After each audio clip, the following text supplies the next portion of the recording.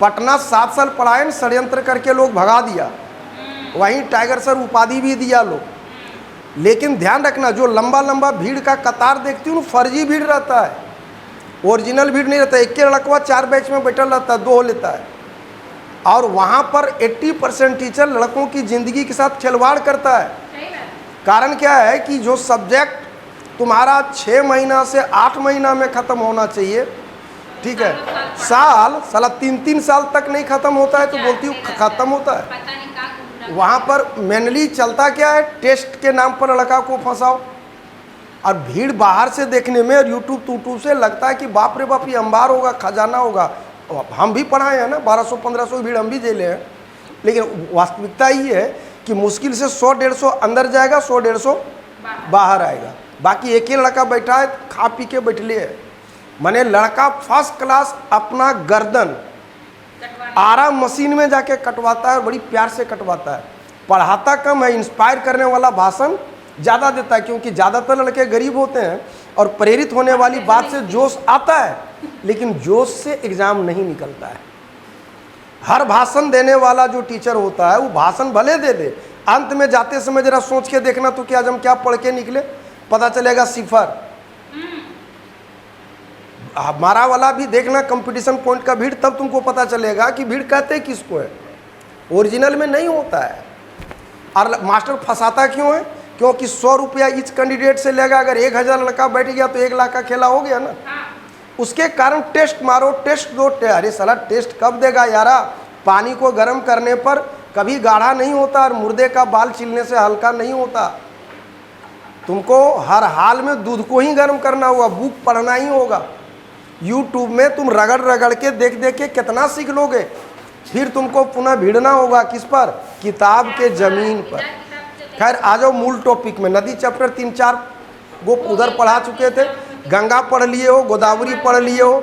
अच्छा, स्पेशलाइजेशन में अकेला नदी, ब्रह्मपुत्र अकेला पढ़ाए हैं, नर्मदा इति, गोदावरी क्या नाम उसका, ब्रह्मपुत्र, सिंधु अकेला पढ़ाए हैं, गंगा अकेला पढ़ाई। सब नेचर है, प्रॉपर्टी को जानना होगा। उसके बाद तुम लोगों को आ गया था कौन कौन, दक्षिण भारत की गंगा कावेरी, दक्षिण गंगा या वृद्ध गंगा गोदावरी, प्रायद्वीपीय भारत की सबसे लंबी नदी गोदावरी, दूसरी सबसे लंबी नदी कृष्णा। कावेरी कहाँ से निकली है, ब्रह्मगिरी की पहाड़ी से। कृष्णा कहाँ से आ गया, महाबालेश्वर से। गोदावरी कहाँ से आ गया, तरंबा गांव से। और ध्यान रखना, वेन गंगा, पेन गंगा, दूध गंगा, ये सब भूलना मत। वेन गंगा पेन गंगा किसकी सही हो, गोदावरी का। दूध गंगा किसकी है, कृष्णा का। लक्ष्मण तीर्थ किसका है। अब बतलाओ, सपना में कोई सोचेगा कि लक्ष्मण नाम का कोई नदी या लक्ष्मण तीर्थ नाम का कोई नदी दक्षिण भारत की किसी की सहयोगी नदी हो सकती है। तो ये सब क्वेश्चन अपर क्वेश्चन होता है जो बड़े एग्जाम में पूछता है। जैसे IAS का क्वेश्चन बनाना हो, भाई सब जानता है कि हिमालय की सबसे ऊंची चोटी एवरेस्ट है, नेपाल में। वही क्वेश्चन को अगर UPSC पूछेगा तो पूछने का पैटर्न चेंज होता है। वो पूछ देगा कि एवरेस्ट के आगे की चोटी या एवरेस्ट के आगे की चोटी या किस चोटी के पीछे है एवरेस्ट, या किस चोटी के आगे है एवरेस्ट। अगर वहाँ का कोड है दम मारो दम, पढ़ाएंगे उसमें समझा देंगे, तो तुमको तब पता चलेगा। जैसे आगे में आ जाता है कौन, सिक्किम में कंचनजंगा जस्ट पीछे आता है ये। तो तुमको मैप पढ़ना और देखना अलग चीज़ होता है। तो तुमको बुक इसको जरूर पढ़ना, NCERT का बुक में नोट्स लेना, इसको रीडिंग डालना, बुक निश्चित रूप से पढ़ना। नहीं तो एक बार एग्जाम होने दो और यूट्यूब के चक्कर में। यही कारण है 100 रुपया 50 रुपये साला हीरा कोई बेचेगा जी, खीरा के रेट में।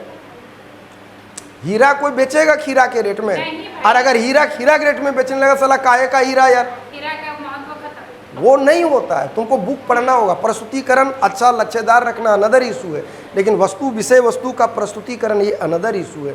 इसलिए जागो और बुक को निश्चित रूप से पढ़ो। यूट्यूब एक ऐसा मीठा जहर है जो डायबिटीज पेशेंट को चीनी खिलाने जैसा है। डायबिटीज वाले को चीनी खिलाओगे तो मतलब बड़ी प्यार से मरेगा कि नहीं, पी पी के मरेगा। यही होता है। तुम घिसो, PDF तैयार करो, नोट्स को रटो। अरे अलगधा, उससे बेहतर है कि स्पीच सुन लो, बुक पढ़ लो। मेन चीज़ है कि ज़्यादा से ज़्यादा यार ये सब होता क्या है कि कहीं फंस रहे हो तो देख लिया। अरे एक चैनल रहे हमारा भी, तब तो चूँकि हमको इसमें इंटरेस्ट नहीं था, आता ही नहीं है, टेक्निकल नॉलेज ही नहीं था। ये मेरी बहादुरी नहीं, नादानी थी। वक्त का मांग था। हम लोग गोदावरी भी देख लिए, कृष्णा भी देख लिए, पेरूर आता है, पोलार आता है, कावेरी भी देख लिए। अब आगे छोटी छोटी कुछ नदियों को हम लोग देखेंगे। जैसे आ गया यमुना। यमुना एक लाइन इतने में यही पूछता है कि यमुना कहाँ से निकलती है, तो यमुना यमुनोत्री से निकलती है। कहाँ से निकलती है? यमुनोत्री हिमनद से। बंदर पूछ के पश्चिमी ढाल पर स्थित है। इलाहाबाद में जिसका भी नाम हो गया प्रयागराज, इलाहाबाद में ये मेल देती है किसमें? गंगा में। और इसकी इतनी सहयोगी नदी है, लेकिन दो गो दिमाग में रखोगे, बेतवा और केन। कौन कौन? बेतवा और टॉन, सिंडर, ये सब अटपट सब इसकी सहयोगी नदी है। गंगा की सबसे लंबी सहायक नदी यही है। गंगा की सबसे लंबी सहायक नदी कौन है? यमुना है। कौन है? कौन है? कौन है? अच्छा, यमुना जब हिमालय से निकल रहा होता है तो टॉन्स हिमालय क्षेत्र में यमुना की सबसे लंबी सहायक नदी है।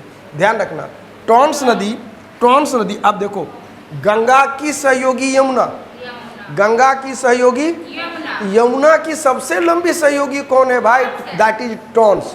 तो यमुना में 3 लाइन, कौन कौन? नंबर 1 कि यमुनोत्री से निकलती है, गंगा की सबसे लंबी सहायक नदी है, इलाहाबाद उस प्रयागराज में मिलती है, और यमुना की सहयोगी है टॉन्स।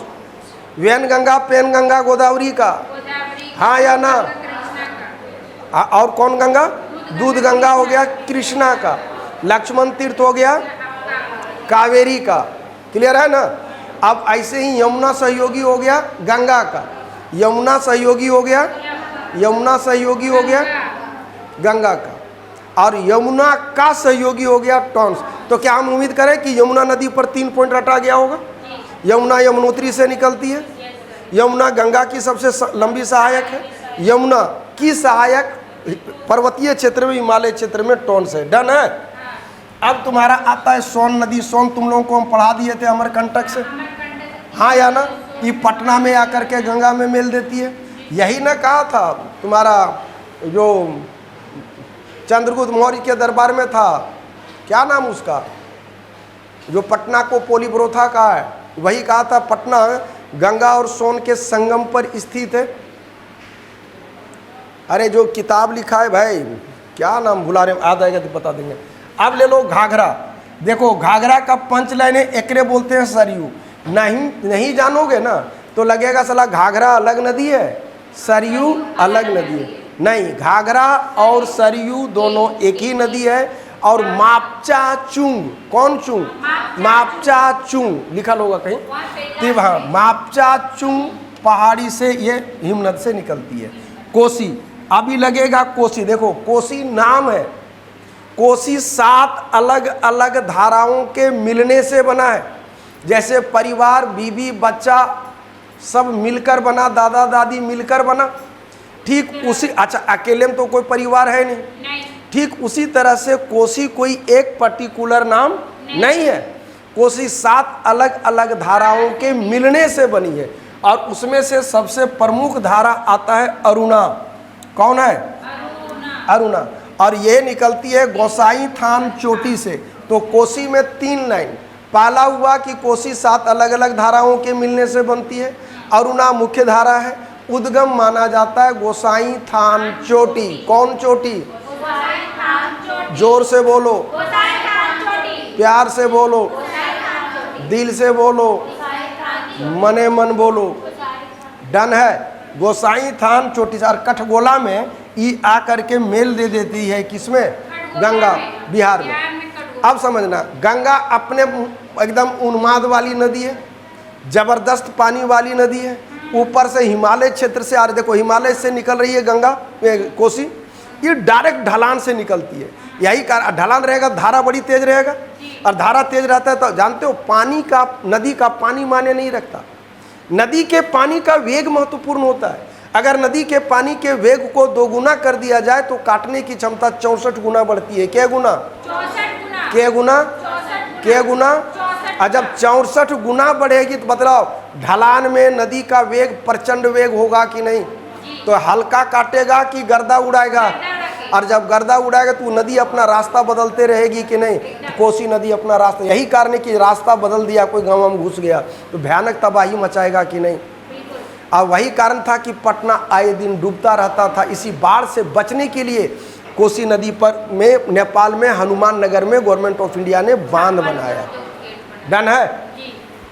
तो ध्यान रखना, गोसाई थान चोटी से 3 गोल पॉइंट हो गया यार, कोसी हो गया, अरुणा नदी हो गया, गोसाई थान चोटी हो गया, कठगोला हो गया। इसके बाद आता है स्वर्ण रेखा। स्वर्ण रेखा छोटा नागपुर की पठार से निकलती है और यही झारखंड की एक लौती नदी है जो डायरेक्ट जाके गिरती है यहाँ पे बंगाल की खाड़ी में। कहाँ की खाड़ी में? कहाँ की खाड़ी में? अब कुछ जलप्रपात है, सब जलप्रपात मत रखना। गोरसप्पा जलप्रपात या महात्मा गांधी या जोग जलप्रपात सबसे बड़ा जलप्रपात है, सारावती नदी पर है, कर्नाटक में। ये शिव समुद्रम को दिमाग में रखना, कावेरी में है, कर्नाटक पर है। गौतम धारा ये झारखंड का है। गौतम धारा नाम क्यों पड़ा? क्योंकि महात्मा बुद्ध और हम दोनों इसी यहाँ जाके नहाए थे, तो उन्हीं नाम पर हो गया गौतम धारा। जोन्हा नदी का नाम, जगह का नाम जी। छोड़ उस पढ़ाई उसमें आ जाएगा। चुलिया, एक चुलिया जलप्रपात रखना, नर्मदा पर है। चुलिया किस पर हो गया? ये चुलिया चंबल पर हो गया। धुआंधार नर्मदा पर हो गया, पुनासा नर्मदा पर हो गया, शिव समुद्रम कावेरी पर हो गया, धुआंधार मधार पुनासा ई नर्मदा पर। चुलिया आ गया चंबल पर, चा से चुलिया चा से चंबल। इतने दिमाग में रखना, बहुत ज़्यादा रटने की ज़रूरत नहीं। सब रटने के चक्कर में रहोगे तो पता चलेगा कि हाँ। अब तुम्हारा आ जाएगा झील। टोटल झील को मैप में दिखा देंगे और सारा झील रटवा देंगे इंपॉर्टेंस के साथ। झील दिखा देंगे, इतना है लेकिन पढ़ना कम है, ठीक है। उसके बाद आ जाएगा हिमालय। तो हम लोग मिलते हैं फिर नेक्स्ट क्लास में। जय हिंद, जय भारत। वीडियो लाइक शेयर और सब्सक्राइब जरूर कर देना।